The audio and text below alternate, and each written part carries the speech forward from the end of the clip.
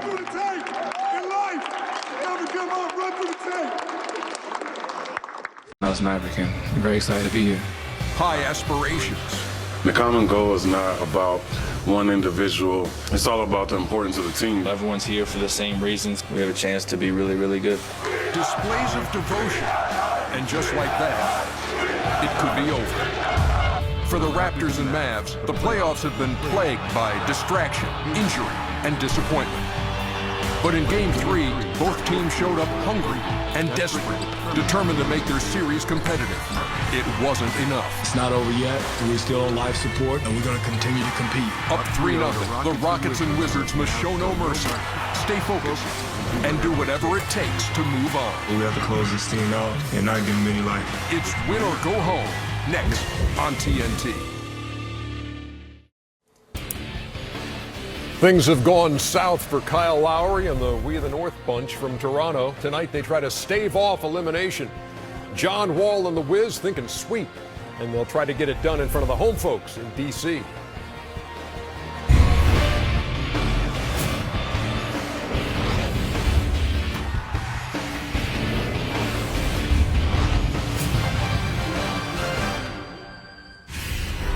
Day 9 of the NBA playoffs, and this is TNT NBA Tip-Off presented by Auto Trader. Raptors and Wizards in a half hour, followed by the Rockets and the Mavs. Studio J in Atlanta, Ernie Johnson, Shaq, Kenny, Charles, how's your day going? Great. It's been a good day so far. Beautiful day here. Yeah, interesting games today. A lot to talk about tonight. Oh, we certainly do. A lot to talk about tonight. And only a And then we're going to realize why basketball players aren't boxers. More on that to come. The Wizards swiped the home court edge in Game 1 in Toronto and haven't looked back, and now find themselves on the brink of sweeping a best-of-7 playoff series for the first time in franchise history. Let's head to the phone booth, the Verizon Center in Washington, and the guys working the game. Ian Eagle, Grant Hill, and Kevin Ray. Guys. All right, Ernie, thank you very much. The Wizards want to put those passports away and avoid a trip to Toronto. Raptors just trying to stay alive in a 3-0 hole in this first-round series. Hi, everybody. Ian Eagle, Grant Hill, Kevin Ray joins us as well. This was one of those toss-up series before the playoffs started, and it has not played out that way. Washington has dominated. Small ball has been the name of the game. Let's take the two perspectives. You're Washington. You got a chance to sweep, chance to move on. You're Toronto. You're just trying to stay in the mix here and force a Game 5. Yeah, well, for right now for Washington, they've dominated against the Raptors, but it's essential for them to maintain focus tonight, stay locked in, close the deal, win this game. And for the Raptors, it's about respect and pride at this point. We talked with Dwayne Casey before the game. He said his team cannot give in to the first sign of adversity. So both teams are going to be fighting and see who wins tonight. All right, let's get more on this matchup. Check in with our sideline reporter tonight. It's Kevin Ray. Kevin? Well, thank you, guys. The arrival of Paul Pierce here in Washington has brought more than a former NBA champion and a certain first-ballot Hall of Famer. His wisdom and experience has paid huge dividends for this team, and perhaps no one more than John Wall has benefited from it. You know, just hearing him always telling me before games, you're the best player on the court. You got to lead our team. You go as far as you go. To hear from Paul means a lot, but the things he do off the court is key. I mean, seeing him work hard every day. One of the first guys here, last guys to leave. I always want us to lock in and be focused for 82 games and for the playoffs. And I think just his confidence he has in his ability and his team has built everybody else's confidence up as he talks to each other individually. Well, and guys, much was made about Pierce's it comment, referring to the it factor that the Raptors perhaps don't have that they do. But Pierce and the Wizards showing you that it's more than just Pierce, because they've got the Raptors by a 3-0 stranglehold. No doubt about it, Kevin. And there is that killer instinct that Paul brings, and now it appears to be infectious. And Washington has latched onto it. Yes, they have. He brings a stabilizing presence, leadership. He can still hit daggers. Yeah. Paul Pierce is still playing at a great level for this team. I just want to take this opportunity, if I could, Grant, to apologize to you personally. Yeah, and I know. Game 2 the other night that we had together, you got knocked in the head at halftime by a fan in Milwaukee. You were just trying to enjoy your trail mix. Right. And I did not do anything as your partner. I felt like I let you down. I was focused on my hair and my tie. So I want to give you this I appreciate first and that. foremost and let you know that I got your back. That was wrong. Well, Ian, I appreciate that. And just so you know, I got a little concussed. You did get Playoffs concussed. are rough. but I got 2 days in between games, and I'm ready to go. People helping people, Ernie. It's all about teamwork here. We're trying to build the relationship back up. Yeah, get that going. All right, here we go. You want to hit me in the head or no? You can. I'm okay with that. I think for those who didn't see it, guys, while you're still there, I think we may just roll this for the fans at home who may not have seen Grant thanks, and what happened to him. Oh, my goodness. I think that was Roy Williams. Hey, guys. Hey, Ian. Roy Williams? Hey, Ian. Carolina? Hey, Ian, can you hear me? But call him Ian. That's his name. Ian, whatever. He said Ian. Hey, no, listen. Hey, Barles. go back and look at the tape again. Look how concerned you are. You go right to fixing your tie. Run that again. Ian doesn't do anything but starts fixing his tie. Watch this. Watch this here. Yeah. I'm good. I'm good. Yeah. We're glad you look good. A little bit vain. A little bit vain there. So anyway, guys. That's why you apologize. That's why Need you to work apologize. on that. Yeah. Need to work on those skills, Barles. Need to work on Barles, yeah. Thank you very much, guys. Have a great game, and be careful, Grant. It's tough out there. All right, Shaq, what's happened to the Wizards? I mean, to the Raptors. Man, ever since All-Star break, they started to, get a little awry. Things started to get discombobbled, and they really haven't had that focus. And then Paul makes the comment about the it factor, and he was absolutely right. They could win games, they could play well at home, aka front runners, but they don't really have the it factor. The it factor meaning when you're playing a team in playoffs, you pose no fear. We know what we have to do. We match up with you guys very well. Matter of fact, we match up better than we're going to beat you guys. And if we can get one of these games at your place, we'll be fine. And they win, and they got 2. They got 1 the other day. But they just need to come out here and sweep this team tonight because, believe it or not, Ernie, elimination games are the toughest games because the teams that are facing elimination, they play desperate. And the more desperate you are, the more harder you play. So the Wizards are going to have to play an almost perfect game and, finish off the Raptors. What's been the biggest factor in the Wizards' favor in the series? Bradley Beal. Bradley Beal's he's right there with James Harden and Klay Thompson. They're the 2 best 2 guards in the league. He's the guy. And I disagree with Shaq. I think this is the Wizard team we expected. The Wizards have been lackadaisical all season. We thought going by what they accomplished last year, we thought they were on their ascension. They played mediocre all year, and they just got a better team than Toronto. But the biggest difference is Bradley Beal. A healthy Bradley. Because first half of the year, too, he was, And he never got in rhythm, and now he's in rhythm because, obviously Klay and Steph are the 2 best guards, but I think John and Bradley, they're the next guys. I know DeRozan and Lowry are solid, but these 2 guys here, they got a chance of being right behind Curry and as the best guards in the league. That's the difference. Randy Whitman says he's kind of saved Paul Pierce a little bit this season, knocked back his minutes a little bit, so that when it came this time, playoff time, he'd be fresher. He makes the big statement, as Shaq points out, and he's backed it up in this series. Well, and also, yeah, he's done a great job. We expect Paul to be big in these big moments because he will take the big shot. He will take momentum-changing shots, shots that when you're on a 5 run and you're up, he tries to make it 8. You're down 5, he tries to make it 2 with a 3. So he's not afraid of the moment. He looks for that moment. So I'm not really surprised at this.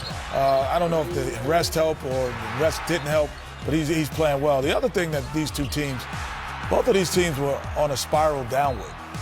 And this is just a perfect matchup for Washington, honestly, to get back to where they were. Because last year, we thought the Raptors were on an ascension as well. And then as the season went on, both teams started to spiral downward and found themselves playing each other in the first round. And Toronto's never got it back together. And it was even a game during the regular season. I think I was doing NBA TV with Isaiah Thomas, and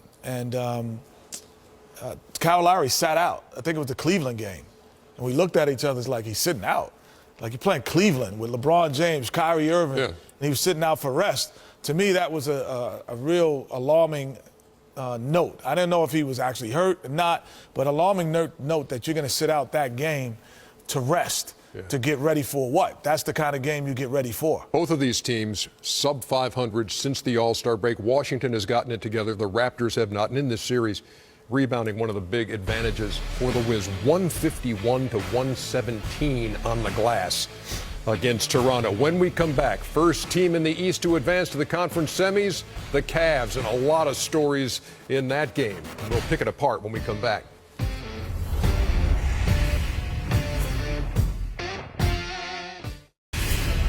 Standings update, 290 for Kenny, and he leads the way.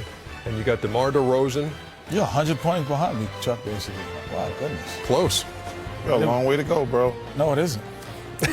Dude, we in the first round of the playoffs. Yeah, that means my league gets bigger. Whatever. On we move. Cleveland and Boston, game 4. Cavs looking for the sweep, and Boston scrapping to stay alive. J.R. Smith knocks down a 3. And then Timofey Mozgov with a rebound and a stick back. Cavs would lead 29-19 after 1. Still in the first. Tough shot. Good pass. LeBron. Now, here's that situation. Kelly Olynyk, Kevin Love. And this is a left shoulder dislocation. And right away. Immediately, Kevin Love heads to the locker room.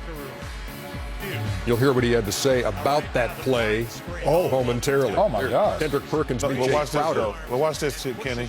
This one, a guy, you make sure you push the right guy. You see one guy's going forward, one guy's going backwards, you push the wrong guy there. Yeah, that's a Bush league. I know that, but watch this, though. He thought he could punk Crowder.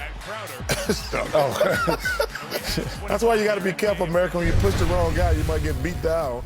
57-36 at the half, and now third quarter, and look at J.R. Smith. Man, that's another cheap shot. Whoa. Knocks Crowder down as he swung the right hand back at him.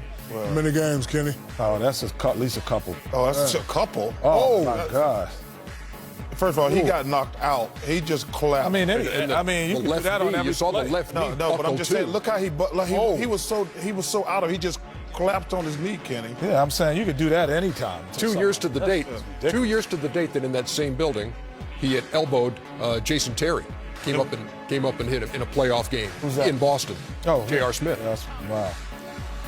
Boston, after all that stuff, puts a little run on the Cleveland Cavaliers and makes a game of it.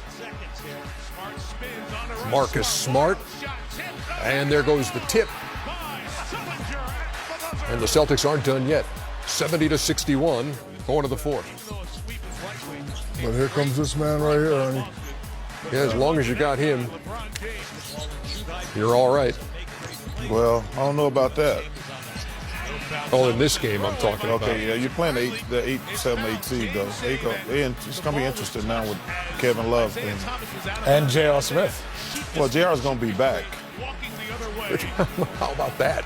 As LeBron's trying to inbound, and Isaiah Thomas. How did the ref miss that standing right there? No idea. Hey, they cut the lead to 6, 99-93. Inbounds play. They're going to review. Give the ball back to the Boston Celtics. Can we get a 3? Can we get a 3? We got one. Gigi Datome off the mark. And the Cleveland Cavaliers have the sweep. Their first since 2009 when they swept both the Pistons and the Hawks before losing to Orlando in the Eastern Conference Finals. LeBron 10-0 in the first round. And Cleveland advances 101-93 to a likely Eastern Conference semifinal matchup with the Chicago Bulls. For the Celtics, 86 best-of-7 series, the fourth time they've been swept, and the second straight. The Knicks got them in 13 in a sweep. Meantime, Kevin Love on the play with Kelly Olynyk. Well, I thought it was a Bush League play. I mean, I was out there. Olynyk was in a compromising position, had no chance to get the ball, and it's just too bad that he would go to those lengths to take somebody out of a game and do that to someone. So I have no doubt in my mind that he did that on purpose. All right, you guys are the players. Was that intentional? Did he know he was going to dislocate his shoulder? No. Did he pull down on his shoulder? Yes. Was it a dirty play? No. It happens in the game. You get locked up. You're tussling. You're grappling. It's part of the game. I mean, honestly, Kevin Love grabbed him first. Exactly. It's part of the game. Same exact way right there, and then he let him go, and then he he did the same exact thing. Exactly. It's the exact same play, but one just had a dislocated shoulder. I mean, it happens in high school, Kevin college, Love, pros, Olympics, overseas. It's unfortunate. Yeah, no one knows it was just dislocated shoulder. J.R. Smith knew he was going to punch that guy in the face. I don't know if he knew he was going to punch him in the face. I know, but What do you think he was going to do? I think he was trying to swing back. I don't think he Where was he trying to swing that shit out of? Let's stick to this real quick. I don't think it was a dirty play. I don't think it was a dirty play. I think they did get locked up, and it was just unfortunate that Kevin got hurt. I like JR, but you know where you hit, man. Come on, man. Well, I don't know if he knew he was going to hit him in the face, Kenny. Oh, man. What are you talking about? Come on. Well, listen. Okay, thank you. Well, maybe he did. Okay, thank you. That looked a little different on that replay. Okay. I will tell you one thing, America. That's because of reverse I like hammer Jay fist Crowder. But that, man, that's awful right there. Okay, you're the commissioner. How many games you giving? Well, first of all, I want to make sure what's wrong with Jay Crowder, to be honest with you. Because they say he got a sprained knee. Yeah. If it's more than a sprained knee, I got to throw the book at it, to be honest with you. Like, I hope it's only a sprain. I thought he blew out his ACL or something, the way he went down on it. So I hope it's just a sprain. But if it's just a sprain, I just got to look at a punch, and I might have to suspend him for 10 games. Really? Yeah. Going 10? You can't punch people in the head.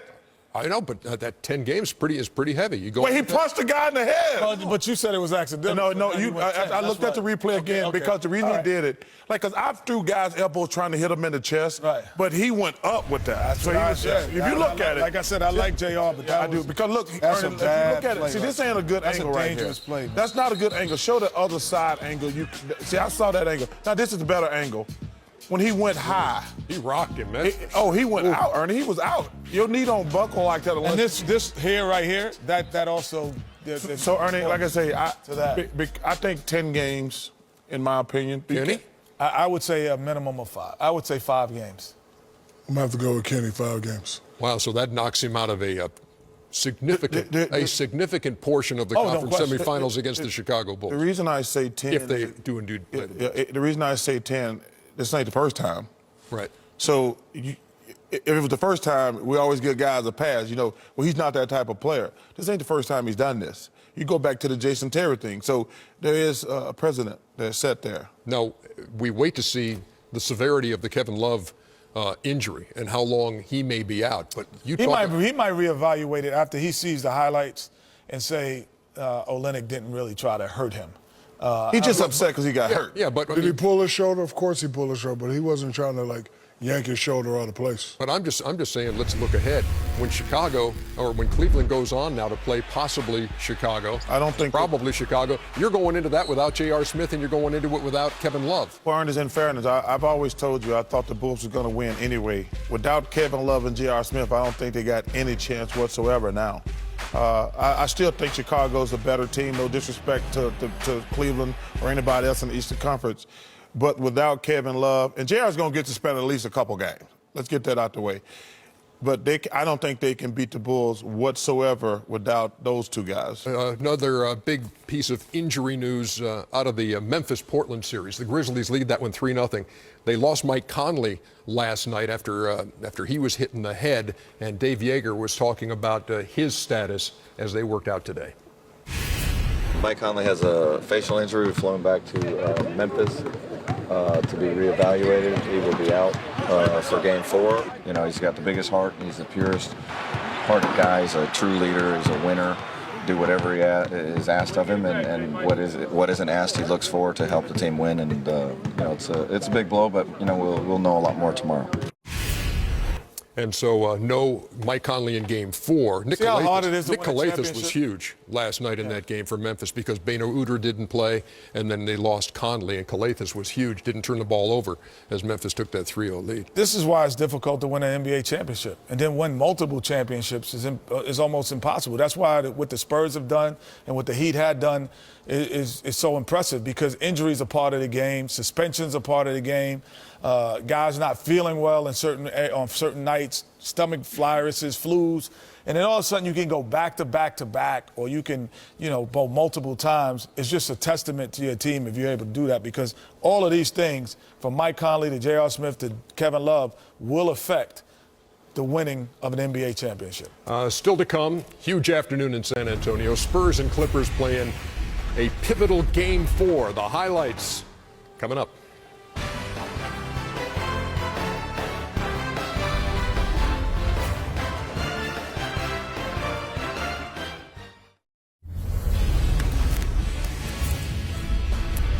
Get live scores and stats, custom alerts, and video highlights with the free NBA Game Time app. Download the official Playoffs app on your phone or your tablet's app store and do it as soon as we get off the air. Spurs and Clippers playing Game 4 in Charles' favorite city. And the Spurs trying to take a 3-1 lead in this series, and Kawhi Leonard, that's pretty. Kawhi Leonard just has an advantage offensively, but the Clippers play well today. Oh, they sure did, because even Doc Rivers had talked about how there was no sense of urgency the other night in Game 3 when they got blown out, but they had a great start today. They came ready to play today. DeAndre Jordan with the finish. Game was 25 apiece. Wow. After one. Ooh. Watch Patty Mills. The Spurs are the best team in the history of basketball on out-of-bounds plays, out of timeouts. It's ridiculous. They get a great shot every single time. J.J. Redick drives for a couple. Redick came up big, had 17, hit half his shots today. Well, they needed that from him, too, and there's Chris Paul. He's the best shooter. He's supposed to be one of the best shooters in the league. He's got to step up. He's going to get a lot of wide-open shots. He's got to put those down. At the half, 51-47 Clips. Finger roll, baby. Finger roll. Riverwalk with the finger roll. Yeah, baby. Oof. It was too many of these. It was too many Chris Paul with Tim Duncan or Boris Diaw out front on him. I thought it was just too. I don't know if I like the switch all the time. And this is why Austin Rivers as well, who played well today, 16 points in 17 minutes. On that pick and roll, they love the switch, and these guys have been having their way. He had scored 17 points in the series and has 16 in Game 4. Floater from Kawhi Leonard caps an 8-0 Spurs run to make it 93-88, and then again, Paul. And I do agree with you. I hate switching every pick and roll. You push your defense in a bad light, too many open shooters, and they didn't make them the first couple games, but they made them today. Clippers answer the bell big time in San Antonio, and instead of going down 3-1 in the series, they tie things up at 2 apiece. By far and away the best series of the first round so far. 114-105, the Clippers winners by 9, and now they go back to Los Angeles for Game 5 on Tuesday. Wow, you talk about answering after a really stinker of a Game 3 for the Clippers. Yeah, they played very well today, and I've watched all 4 of these games, and I'm still sticking with my original pick of the Clippers. You know, people overreacted. First of all, the Clippers should have won Game 2. That's why I thought people started overreacting, talking about how great the Spurs and all that things they've accomplished. The Clippers flat out blew that game, and the Spurs just came out and punched them in the mouth in Game 3, and the Clippers answered the bell today. Doc Rivers' kid made some big shots. J.J. Redick made some big shots. Those guys play well. Because CP3 and Blake going to get their numbers. The only thing I worry about with the Clippers, I think sometime when they deploy that Hacker Jordan thing, I think it mentally, because the difference between the Hacker Shaq and the Hacker Jordan, they never did that to Shaq like in the first half.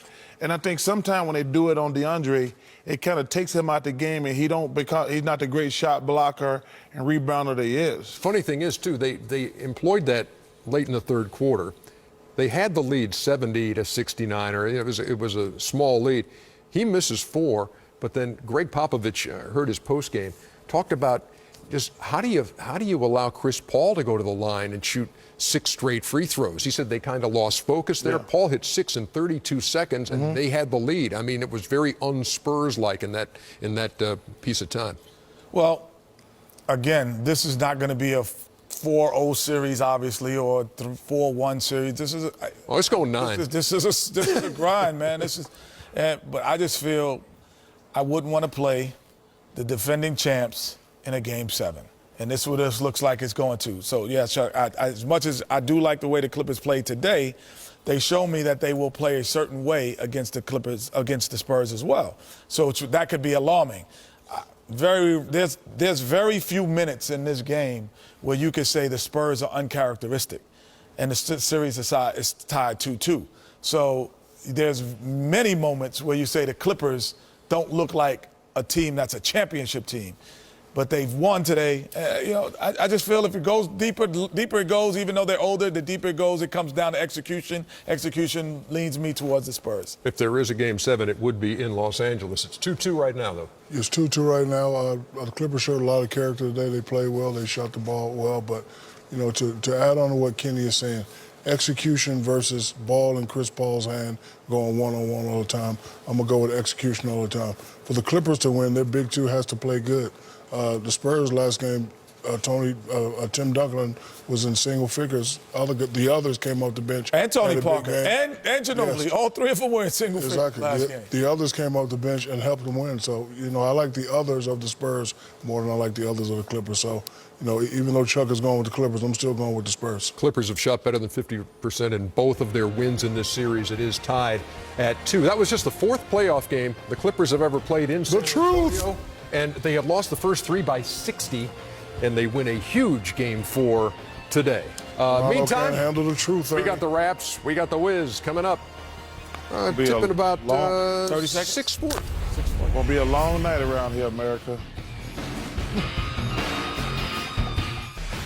All right, so Golden State punched their ticket last night. Cleveland this afternoon. The Wizards will try to do that tonight, and so will the Houston Rockets. Who gets it done tonight, Chuckster? Both. Ooh. Both got to finish them off tonight. The Wizards are going to win, and the Rockets are going to win. I say the Mavs win tonight. I agree with Kenny, yes. Mavs win tonight. Hey, man. As banged up as the Mavs are right now, and now it's a 4-1 series. I think Richard Jefferson, I got Felton. I got 2 words no for Rondo, you. No Parsons. Hey, so relax. It makes you relax. I think that might. Hey, well, they're going to get to relax tomorrow in Cancun. 1, 2, 3. Cancun. Tell me how the Raptors could stay alive in this game, Shaq. If they play better. If they play like great believe. analogy. Let me finish. Butt face. Now it's getting personal. Score more points. Yeah. They just like. Oh my God! You're just bringing them out there, man. Wow. Lowry and Williams have to forget Chuck. Well, first of all, Ernie, that's not hard to do. Lowry and Williams got to shoot better. They just have to want it. They have to play with that desperation, and they have to say, what? If we get swept, it's humiliating. We don't want to be humiliated. Let's just try to take one game at a time. The what Shaq said, we have nothing to add to that. That summed it up. You trying to be funny? I'm going to take you back in the locker room. I'm going to give you something to add to in the next segment. Yeah. Raptors and Wizards, Game 4. Mess around with me if they want to, America. You want to be funny? I'll give you something funny.